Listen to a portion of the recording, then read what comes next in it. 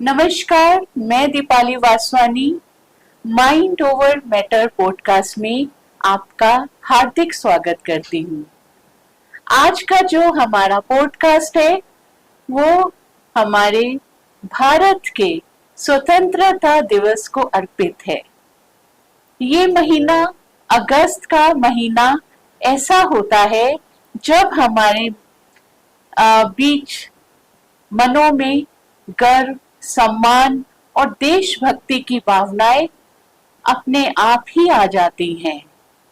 अगर आज हम स्वतंत्र भारत में स्वतंत्र होकर जी रहे हैं तो उसके पीछे हजारों लोगों की कुर्बानियां हैं और त्याग है।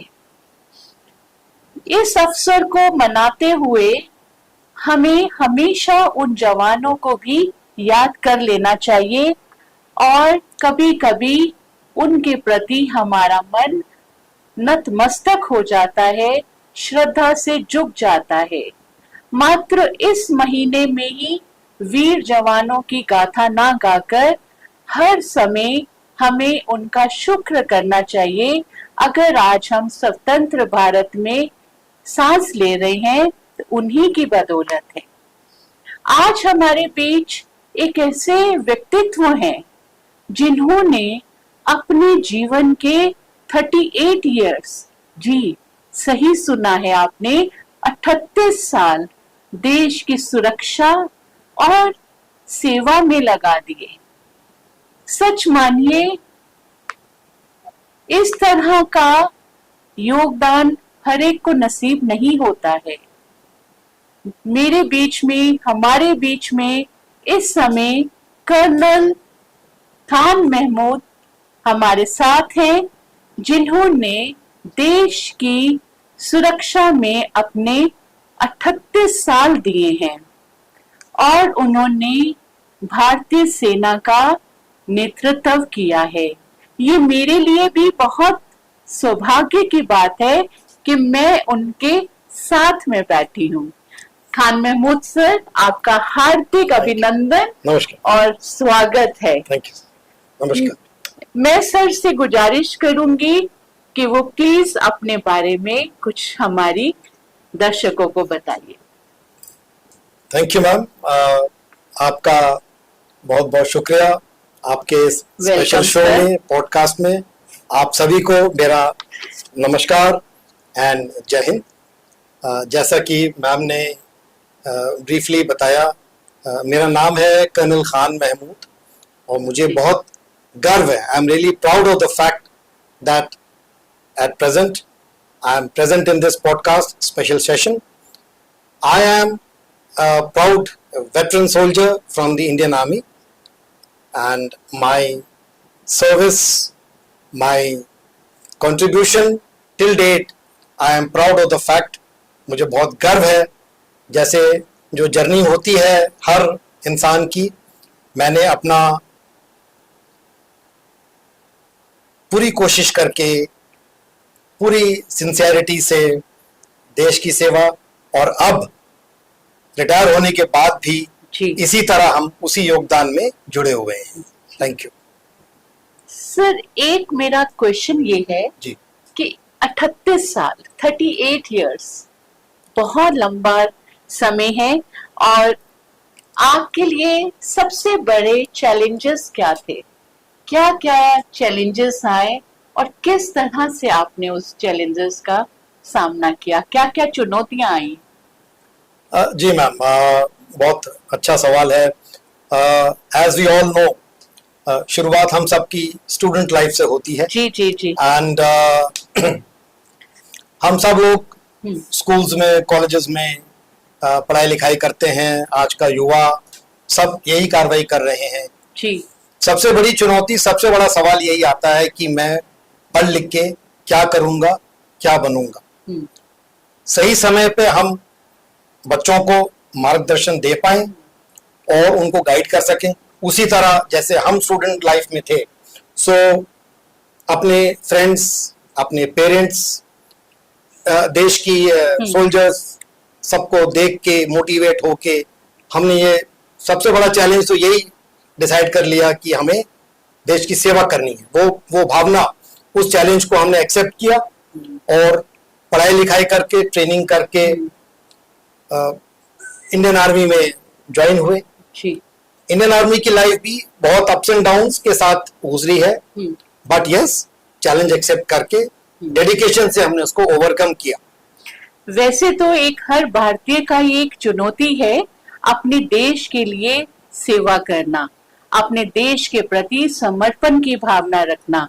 सिर्फ एक फौजी के लिए नहीं, हर भारतीय को ही चाहिए कि वो देश के प्रति समर्पण और त्याग की भावना रखे। सर, एक बात, हमारा जीवन एक अलग तरह का है, तो हम जानना चाहेंगे कि फौजी का जीवन, एक नॉर्मल लाइफ कैसी होती है, अगर वो फ्रंट पे है या वो फ्रंट पे नहीं है, तो कैसी लाइफ है? यस, आपने सही कहा, चुनौती भरी है। और हम सब जो सेना में है, आर्मी, एयरफोर्स, नेवी, अलग अलग डिपार्टमेंट्स में होते हैं, हम सब प्लानिंग और प्रिपरेशन करते हैं जी, तैयारी करते हैं ताकि हम आगे अपना मिशन, अपना काम पूरा कर सकें जी। उसी की तैयारी में हम एकजुट रहते हैं हर वक्त। So training plays a very important role in all this. बिल्कुल, ड्रिल एंड ट्रेनिंग। सर, एक नॉर्मल लाइफ कैसी होती है सुबह से लेके रात तक? Very interesting question. एंड देखिए, अलग अलग डिपार्टमेंट्स हैं, अलग अलग तरह के यूनिट्स होते हैं। Usually the day starts off very early, sunrise के बहुत पहले। Okay. Starts off with physical training जी। उसके बाद you freshen up for the next parade, जी। Next event of training. Then we have games and sports, ताकि शारीरिक तौर से हर एक सोल्जर, हर एक आर्मी मैन, हर एक डिफेंस का बंदा, चाहे वो किसी भी यूनिट में हो, फिट फॉर रहे। उसके साथ साथ अलग तरह की और एक्टिविटीज होती हैं जिसमें हम ट्रेनिंग करते हैं, प्रिपरेशन करते हैं, मेंटेनेंस करते हैं अपने इक्विपमेंट की, so that keeps us operationally fit. And last but not the least, mental fitness बहुत जरूरी है, बहुत इंपॉर्टेंट है। उसके लिए भी we have structured training programme, counselling, conversations अपने बडीज से, अपने फ्रेंड्स से तालमेल, interaction, and also our responsibility towards our family members who are waiting for us. बिल्कुल। So all this forms part of the daily routine of a soldier. हर दिन, हर रोज पूरी सेना में। अगर देश का, भारत माता का देशवासी अगर चैन से सो रहा है, तो सच मानिए इसके पीछे भी एक फौजी ही है। वो फ्रंट पे खड़ा है, चाहे वो दिन है चाहे रात है, तभी हम चैन की नींद सो पाते हैं। सर, अभी आपने बात की मानसिक जो ट्रेनिंग है, मेंटल ट्रेनिंग आपको मिलती है, फिजिकल ट्रेनिंग मिलती है। अब बात करते हैं इमोशनल ट्रेनिंग। आप इतने इतने टाइम अपनी फैमिली से दूर रहते हैं, तब आप अपनी आप को इमोशनली कैसे स्ट्रॉन्ग करते हैं? That is a very good question. Adaptability. We have to, हम सबको, जो हम सैनिक हैं, जो आर्मी, एयरफोर्स, नेवी में हम सब हैं, we have to adapt ourselves to various situations. उसके लिए भी हम स्ट्रक्चर्ड ट्रेनिंग, स्ट्रक्चर्ड एक्टिविटीज होती हैं हम सब के लिए। जैसे मैंने पहले जिक्र किया, मेंटल फिटनेस बहुत जरूरी है। आजकल जमाना काफी तरक्की कर गया है। We have social activities going on in the units, we have training activities going on in the units, we have counseling activities, and time to time entertainment होता है, sports activities होती हैं, तो दिमागी तौर पे भी बंदा सुकून से रहे। और ये जरूर सोचता होगा कि हमारे पीछे हमारे फैमिलीज, हमारे बच्चे सब ठीक ठाक हैं, खैरियत से हैं, वो भी एक जरूरी है, जिसके अंदर मैं ये कह सकता हूँ सिविल एडमिनिस्ट्रेशन लुक आफ्टर करता है पीछे। अगर सोल्जर, अगर फौजी भाई बॉर्डर पर डिप्लॉयड है, तो mental fitness and mental peace तभी हो सकती है उसको। हर देशवासी सुन रहा होगा और ये सोचिए कि अगर आज हम सिर्फ सुरक्षित ही नहीं, चैन की नींद ही नहीं, बल्कि एक स्वस्थ भारत में अगर रह रहे हैं, तो उसका कारण भी यही है कि एक स्वस्थ फौजी, एक स्वस्थ जवान जो इस समय फ्रंट पे है, हर तरह की ट्रेनिंग से वो निकलते हैं, मेंटली, फिजिकली, इमोशनली भी। तो इस तरह की ट्रेनिंग से निकलते हुए कोई ऐसा एक अनुभव, एक ऐसा कोई आपका एक्सपीरियंस जो आप हमारे साथ शेयर करना चाहते हैं? बहुत होंगे, वही मैं कहना चाह रहा हूँ। बहुत होंगे, हाँ। लेकिन कोई एक ऐसा जिसने जरूर। आपकी लाइफ को कोई इफेक्ट दिया हो, कोई प्रभाव दिया हो। देखिए मैम, स्कूल और कॉलेजेस की बात छोड़ देते हैं। जी। जब हम लोग ट्रेनिंग एकेडमीज ज्वाइन करते हैं, जी जी। जैसे मैं खुद इंडिया की elite training academy, national defence academy का जी। एक प्रोडक्ट हूँ। और उसके बाद हम एनडीए में 3 साल ट्रेनिंग करते हैं, उसके बाद 1 साल आईएमए में ट्रेनिंग करते हैं। आपने ट्रेनिंग का जिक्र किया, उसके बाद यूनिट लाइफ में भी ट्रेनिंग कंटिन्यूअसली होती रहती है। सो ट्रेनिंग एकेडमीज में ट्रेनिंग का अपना मजा है, अपना अप्स एंड डाउन्स है, खूब गेम्स, कॉम्पिटिशन्स, प्रोफेशनल कंपटीशन। जैसे मैं आर्मी कैडेट रह चुका हूँ, तो मुझे याद है एनडीए में हम लोग like you asked for incident, interesting incidents. I would say bayonet training जिसमें हम घोप निकाल घोप की ट्रेनिंग करते थे as army cadets. दूसरा हॉर्स राइडिंग ट्रेनिंग, एंड उसके बाद और भी कई प्रकार की प्रोफेशनल ट्रेनिंग होती है। जब हम यूनिट लाइफ में आए तो हमसे ये एक्सपेक्ट किया जाता है एज एन ऑफिसर कि ट्रेनिंग में आप बढ़ चढ़ के हिस्सा लेंगे, आपको सब चीज आनी चाहिए, ऑपरेट करनी, चलानी चाहिए।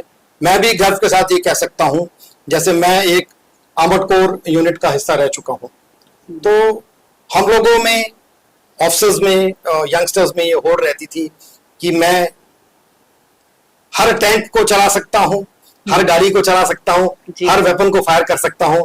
तो सबसे अच्छा और एक इंटरेस्टिंग इंसिडेंट, जब मैंने यूनिट ज्वाइन करी थी इन द ईयर 1983, तो सबसे पहले दिन ही हमारे सीनियर हमको तैयार करके, चेंज करके सीधा गैरेज में ले गए थे, और उन्होंने कहा था कि देखो ये है टैंक PT-76, आप इसको आज ही चलाओगे। अच्छा। And you will not believe it. I could not believe myself. Okay. He just told me the basic controls, and yes, within 10 to 15 minutes, I was in the tank, Coppola में बैठ के driver seat में, and I was driving the tank on the very first day of my joining the regiment.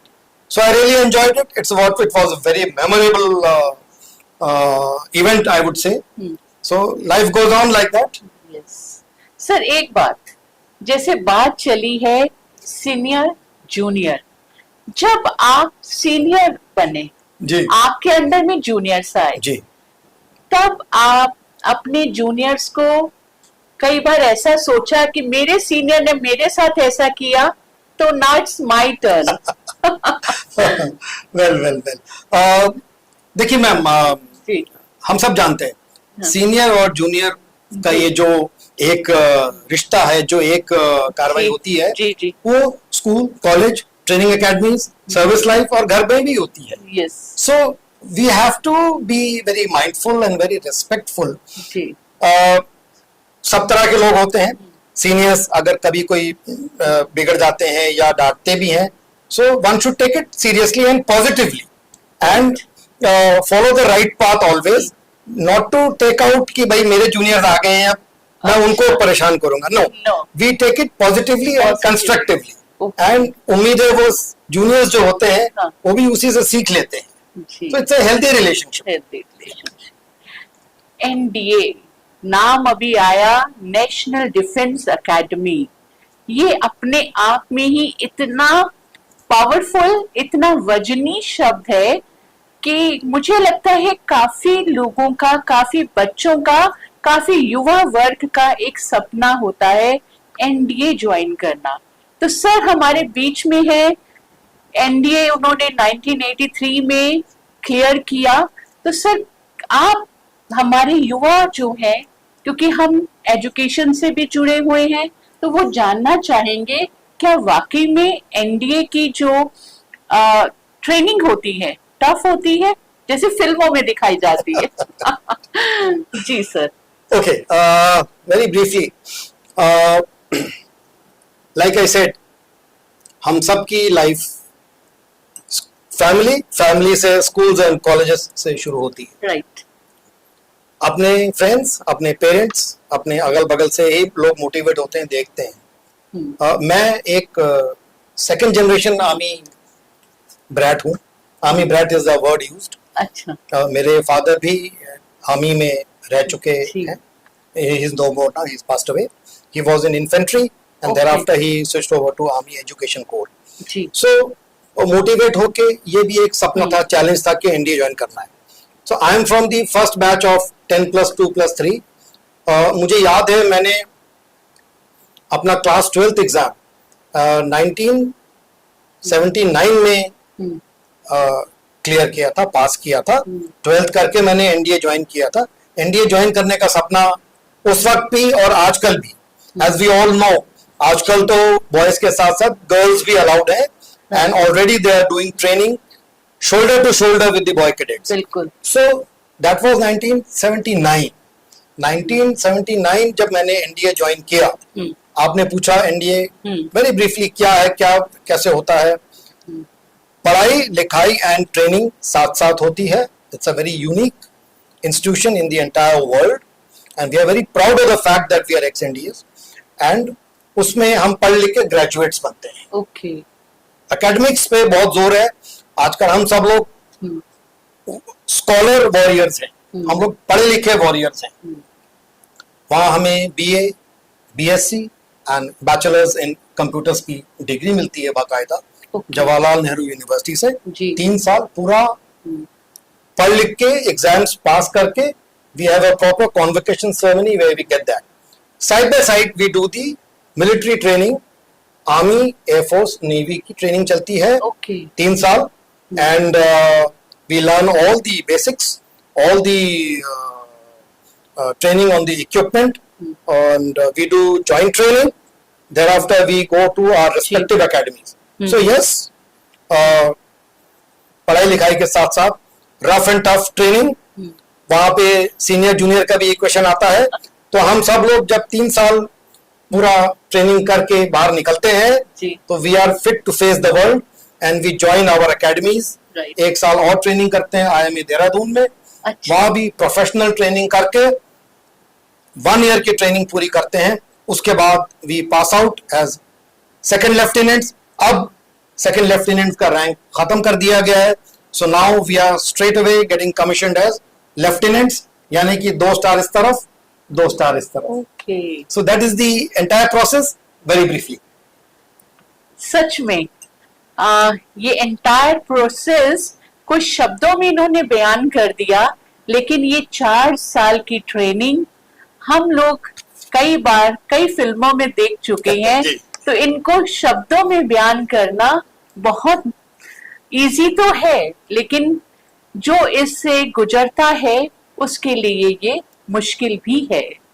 Sir एक बात, as a commanding officer, अभी आज के युग में जो मॉडर्न इरा है, तो हमारी सैन्य शक्ति में क्या क्या चेंजेस आए, तो वो क्या चेंजेस आप चाहते थे कि जब मैं एज ए कमांडिंग ऑफिसर था तब होने चाहिए थे? कभी ऐसा सोचा आपने? यस एंड मैम पहले एक स्टेटमेंट हुआ करता था आज से 20 साल 30 साल 40 साल पहले में भी, कि पढ़ेगा लिखेगा नहीं तो ठीक है, इसको सेना में भर्ती कर। That concept is no more. Like I use the word, मैंने जैसे कहा नाउअडेज जो हमारा इनटेक है in the officer cadre and also in the other ranks cadre, सब बंदे सब जो ट्रेनिंग के लिए आते हैं, ज्वाइन करते हैं, we are all well read, educated, we are all known as scholar warriors. कोई अनपढ़ सेना में नहीं आ सकता, ये एक मिसकंसेप्शन है, नंबर 1। नंबर 2, सेना में आकर भी पढ़ाई लिखाई और ट्रेनिंग चलती रहती है। हमने यूनिट में भी सर्विस करी, हमने एनसीसी में भी सर्विस करी है, हमने स्टूडेंट्स को स्कूल्स में, कॉलेजेस में एज कैडेट्स बहुत क्लोजली देखा है। आजकल का युवा वेल रेड है, वेल एजुकेटेड है, the only thing they require is good motivation and guidance, जी। उनको सही रास्ते पे लाने के लिए। हम्म, सो जैसा आपने बोला, तब की सेना, आज की सेना, क्या हम चाहते हैं? Yes, it is happening. हमारी सरकार, हमारा organisation, Indian army, all departments, इन सब का कोशिश यही है, पढ़ लिख कर, ट्रेनिंग करके, we have very well educated and trained soldiers and officers who can operate the new generation equipment right. and technology। तभी तो हम वॉरफेयर में, कॉम्बैट में एंड अदर एक्टिविटीज में जीत पाएंगे। सो वो चेंजेस खुद ब खुद जी। हो रही हैं आजकल, एंड आजकल की defence forces, we are all high-tech. High-tech. That is the need of the hour. Yes, बिल्कुल। इस समय मेरा सौभाग्य है, मैं सर के बिल्कुल साथ ही बैठी हूँ, और मुझे याद है कि जब कभी भी मैं किसी भी वर्दीधारी जवान को देखती थी या पुलिस वाले को देखते थे तो हम सैल्यूट करते थे। तो आज हमारे लिए एक वर्दी बहुत ही सैल्यूट करने के ही योग्य है, काबिल है। तो सर से पूछना चाहूंगी, उनके लिए वर्दी की क्या अहमियत है? Beyond words. 100%. Beyond words is the word you said, is the sentence you used. Uniform हमने स्कूल में भी पहनी है जी। कॉलेज में गया नहीं, सीधा मैं इंडिया आ गया था जी। वर्दी की अहमियत बहुत गर्व की बात है। और मुझे याद है, मैंने अपने लेट फादर की वर्दी देखी जी। उसको अपने हाथों से कभी कभी जब जरूरत पड़ती थी आयरन किया है, और उसको फिट फॉर करके जो हम नेम प्लेट और स्टार्स लगाते हैं, वो एक बहुत ही गर्व की फीलिंग होती है। हम लोग एनडीए में भी, आईएमए में भी, यूनिट में भी वर्दी का बिल्कुल रुतबा होता है और सदा रहेगा। और जैसे आप कह रहे थे, जब फौज की गाड़ी प्लेटफॉर्म से गुजरती है या बस से गुजरती है तो वो तो बच्चे लोग, सब लोग जी सलूट करते हैं, विश करते हैं। तो अगर कोई पूछे आपको कितनी इज्जत मिलती है, क्या होता है, तो मैं गर्व से कहता हूं बहुत अच्छी तरह, दिन में 200 बार मुझे सलूट मिलता है। इससे बड़ी फीलिंग और क्या हो सकती है? Uniform is there throughout our life. जब आपने पहली बार पहनी तब कैसी भावनाएं थी? बहुत टचिंग फीलिंग, बहुत गर्व की बात। जब वो आईएमए देहरादून से 1983 में फाइनल, जब हम अंतिम पद क्रॉस करके पास आउट होते हैं, कमीशन होते हैं, राइट, बहुत ही प्राउड फीलिंग होती है कि now we are joining the Indian army as a very honourable and responsible officer. That's a very proud feeling, one can never forget and we always cherish it. गर्व, त्याग, समर्पण, ये शब्द बने ही एक जवान के लिए है, एक आर्मी ऑफिसर के लिए ही बने हैं। तो सर, कोई ऐसा क्षण जिसमें आपको प्राउड फील हुआ हो कि हाँ, मैंने आज देश के लिए कुछ किया?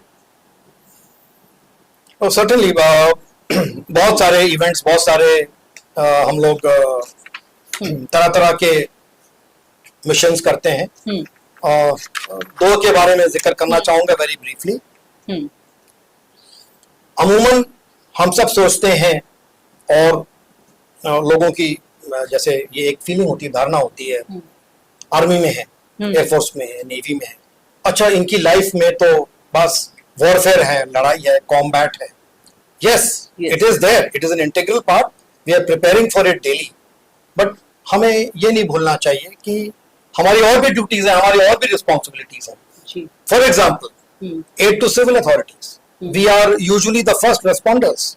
कई बार हमने देखा है, सुना है, हमने मीडिया में, टीवी में, कहीं कोई ट्रेन एक्सीडेंट हो गया, राइट, या कहीं कोई फ्लैश फ्लड्स हो, सबसे पहले सेना ही पहुंचती है।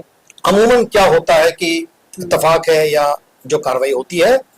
सो ऐसा एक मौका हमें भी मिला था जब मैं जम्मू में पोस्टेड था, एक एडमिनिस्ट्रेटिव पोस्ट पे था मैं, एडम कामडा, जी, जी। तो वहाँ फ्लैश फ्लड की कार्रवाई हुई थी नेशनल हाईवे के अक्रॉस।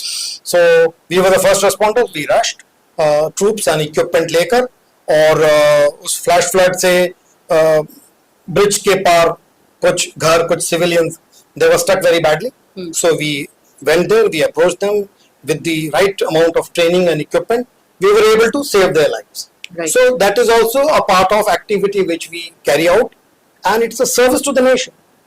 उसी तरह जैसे हमने इंसर्जेंसी प्रोन एरियाज में भी सर्विस करी, एक्चुअल कॉम्बैट टाइप सिचुएशन होता है, तो उसमें सबसे बड़ी, सबसे गर्व की फीलिंग होती है जब हम अपनी टुकड़ी को लेकर कई बार कोऑर्डिनेट सर्च ऑपरेशन में गए या टेररिस्ट के पीछे हमने कार्रवाई करी.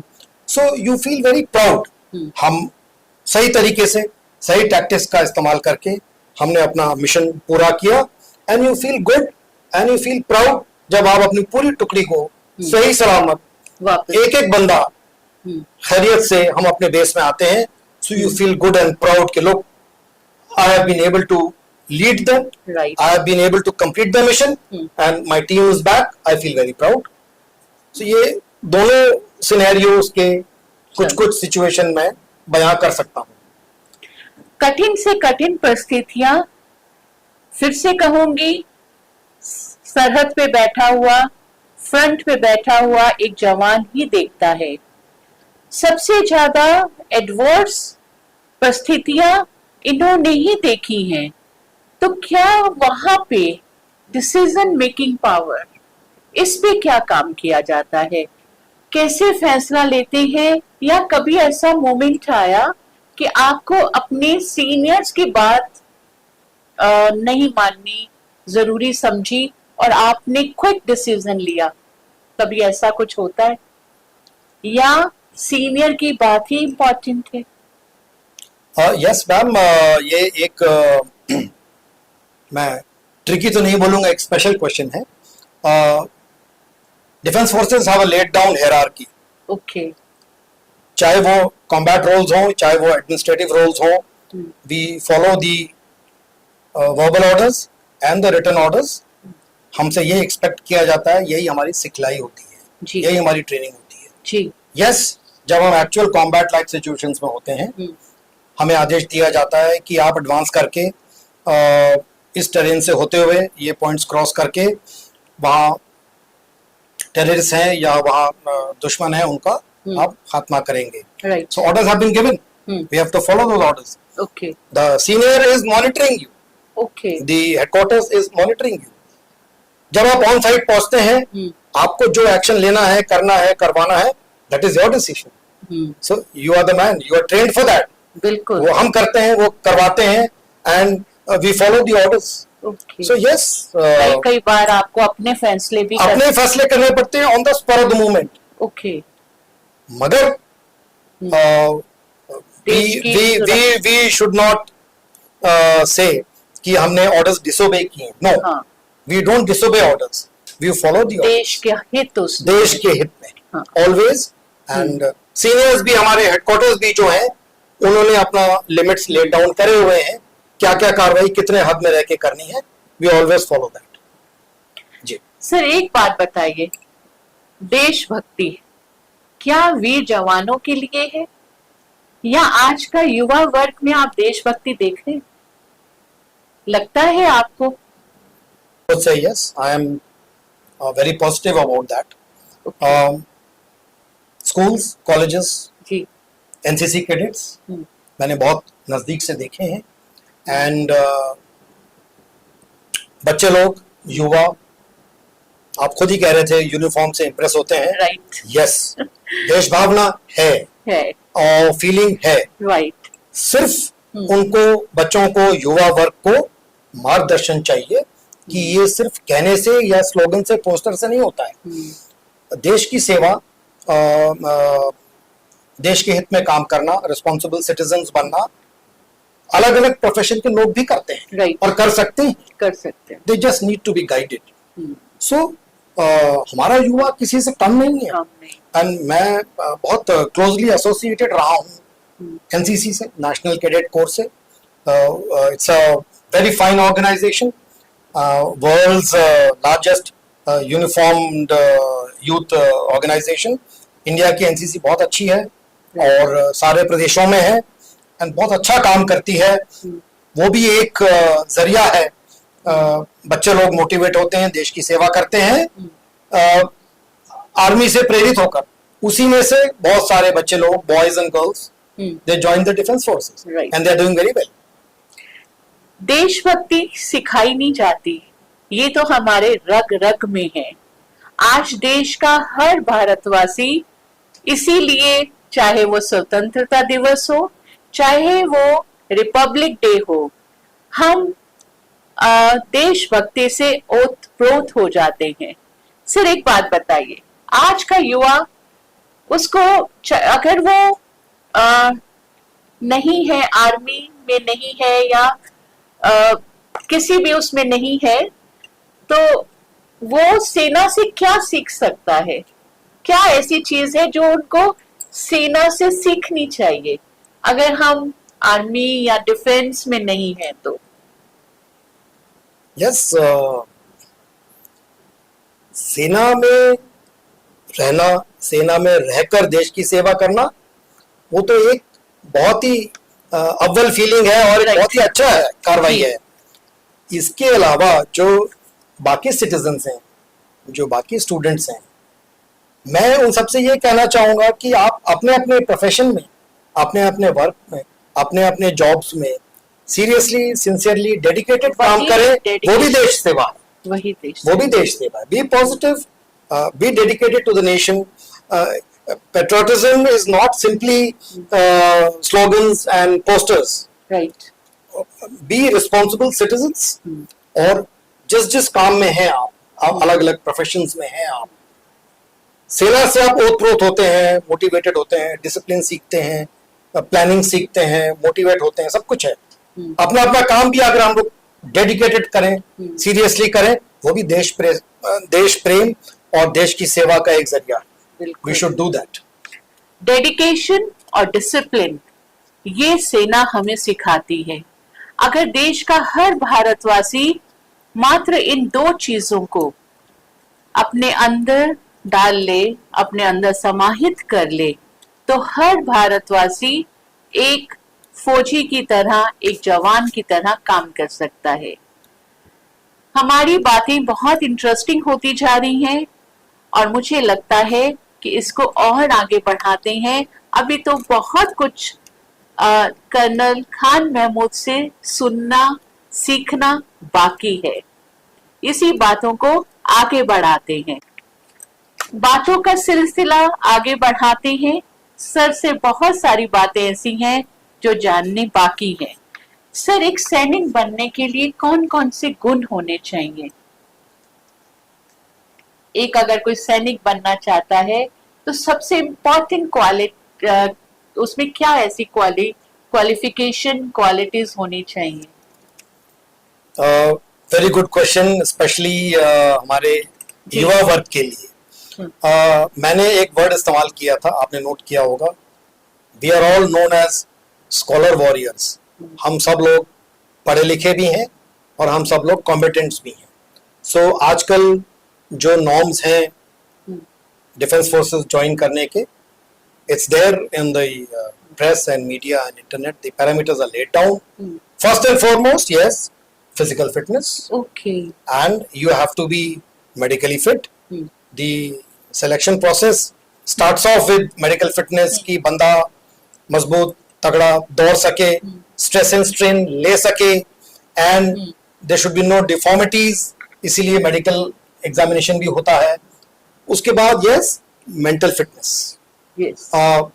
Positivity, सोचने का, प्लानिंग करने का, एनालिसिस करने का, अपने विचारों को व्यक्त करने का, कम्युनिकेशन स्किल्स, इन सब चीजों के लिए साइकोलॉजिकल टेस्ट भी होता है।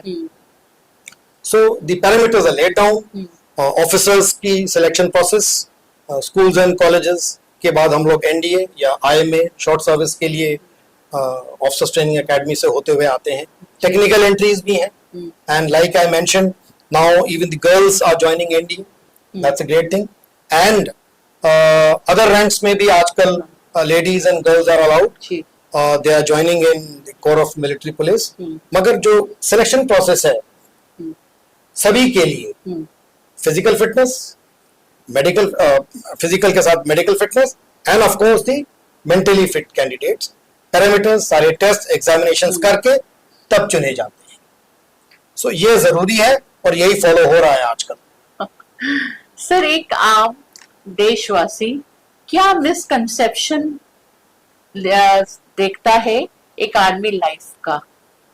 मतलब ऐसे मुझे लगता है कि मैं एक आम भारतवासी हूँ, तो हमारे लिए एक कोई ऐसा क्या मिसकंसेप्शन है आपको लगता है कि वो देखते हैं लेकिन ऐसा है नहीं? जी मैम, जी, it's a very good question and सबको पता होना चाहिए. Defence forces and army life is not only about wars and combat and things like that. ये मिसकंसेप्शन है कई लोगों में कि फौज में है क्या करते होंगे, कैसे करते होंगे, सरकार इतना पैसा क्यों खर्च करती है डिफेंस के लिए, इक्विपमेंट के लिए. वेल, सबसे जरूरी तो ये है कि ये धारणा नॉलेज के अभाव की वजह से है. जी. लोगों को पता नहीं होता है, इसीलिए we have outreach programmes, the cadets and the school students and other students, they visit the army unit to see their daily life. हम हर वक्त लड़ाई की उसमें नहीं होते हैं, हमें अदर दूसरी गतिविधि भी करनी होती है. ट्रेनिंग है, सिखलाई होती है, पढ़ाई लिखाई होती है, एडमिनिस्ट्रेटिव ड्यूटीज भी होती हैं. एंड यस, लोगों में अनसर्टेनिटी होती है कि ये अभी क्या कर रहे होंगे. अच्छा, हो सकता है शायद पार्टी कर रहे हो या गुड टाइम कर रहे हो. No, that is incorrect. We are all serious souls and नियमित कार्रवाई चलती है, स्ट्रक्चर्ड प्रोग्राम होता है हमारी लाइफ का, हमारी ट्रेनिंग का, and we are going about on a daily basis. And आप सब जानते हैं, देखते हैं, press, media, social media, how we are doing and conducting our jobs. इसमें एक सबसे जरूरी जो नजर आता है, यूजुअली हम लोग फर्स्ट रिस्पोंडर्स होते हैं. जब भी कभी कोई कठिन परिस्थिति होती है, कहीं कुछ सिस्टम फेल हो जाता है, सेना या फिर एयरफोर्स या नेवी बिना हिचक हमेशा तैयार है, always ready. So that's a very good question. I hope it conveys कि we are all going about and doing our jobs. कई बार कई भारतवासियों को, कई लोगों को कहते हुए सुना है वॉर तो होनी नहीं. तो हमारी सेना इस समय फ्रंट पे क्यों है? ये मैं यही बता दूं. हम सबको नहीं पता इस वक्त जब हम लोग बातचीत कर रहे हैं, सुन रहे हैं. क्या पता किस बॉर्डर पे, किस पोस्ट पे, किस लोकेशन में क्या हो रहा है, क्या हो जाए, वेदर डायरेक्टली और इनडायरेक्टली वॉरफेयर तो चल रहा है. May be not on ground, शायद गोलाबारी हो रही है, नहीं हो रही है. Information warfare is going on every day, every moment. जब एक्चुअल कॉम्बैट्स नहीं हो रहे हैं तो हम ट्रेनिंग करके उसकी तैयारी कर रहे हैं.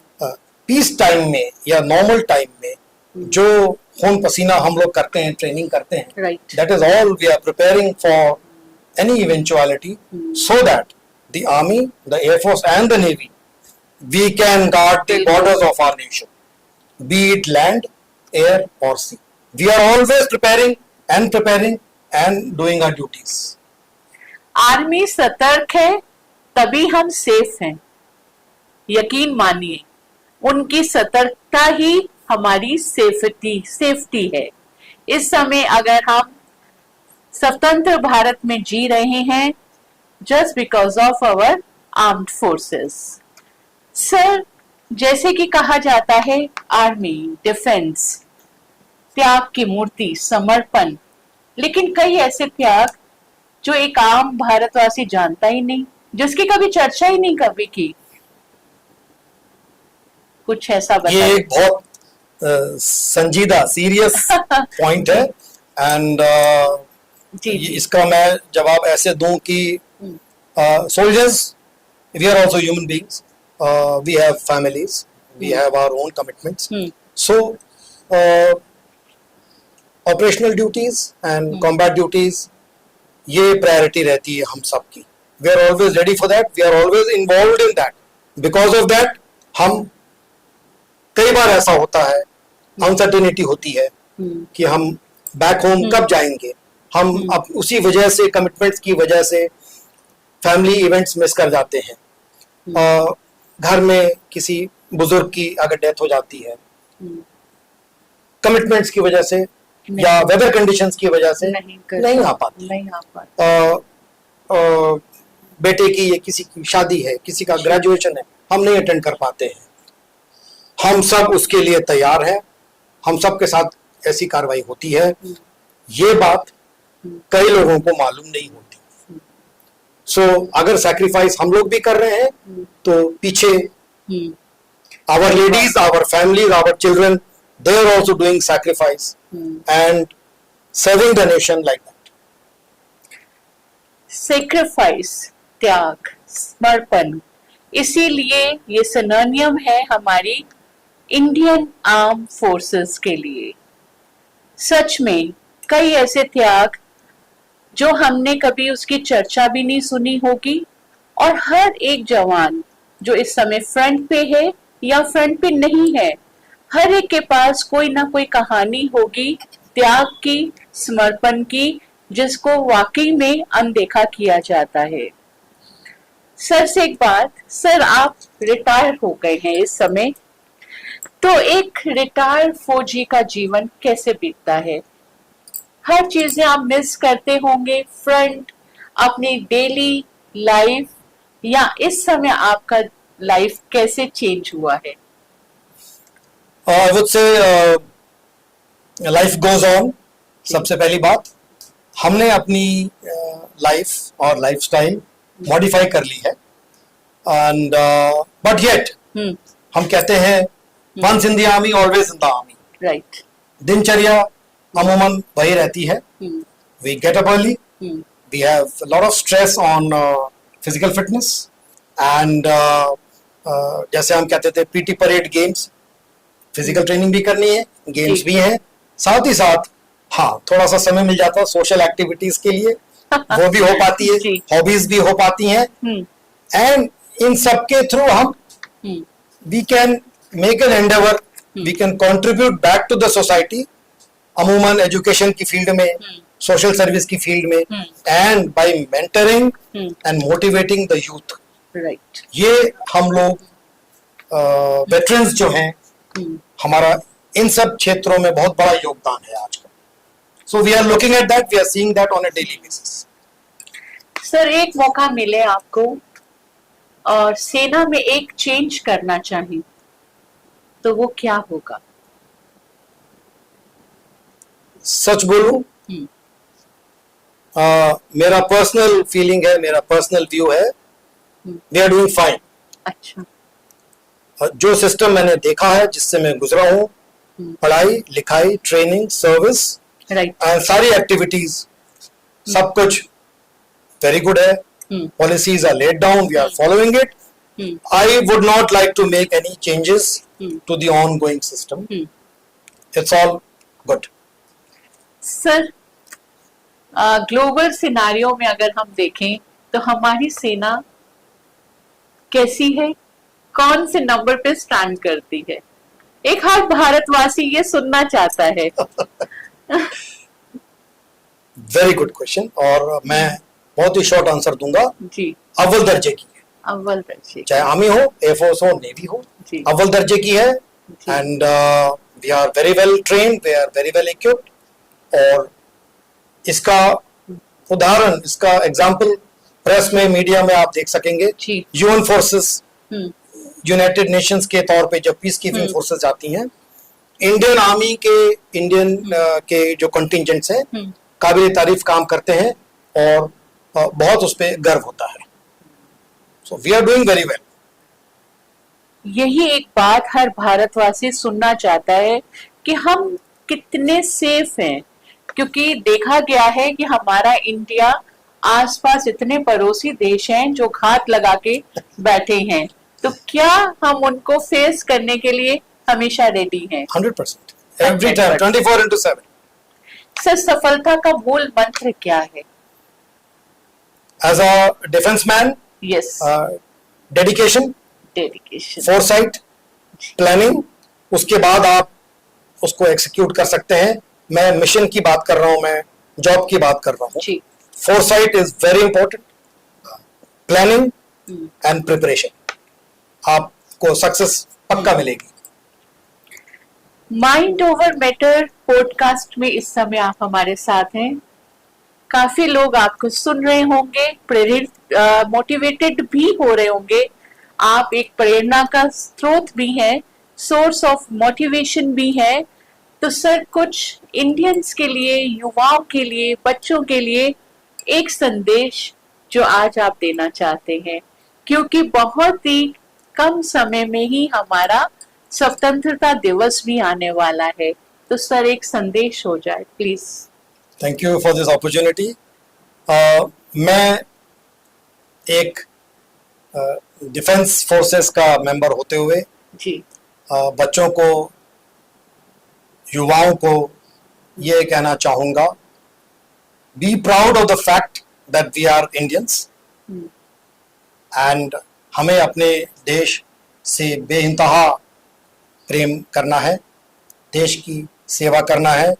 उसका तरीका यही है, सिर्फ नारेबाजी से या सोशल मीडिया से नहीं, बिल्कुल। अलग अलग क्षेत्र में, अलग अलग फील्ड्स में डेडिकेशन से, सिंसियरिटी से, ऑनेस्टी से, इंटीग्रिटी से अपना दिया हुआ काम करना है।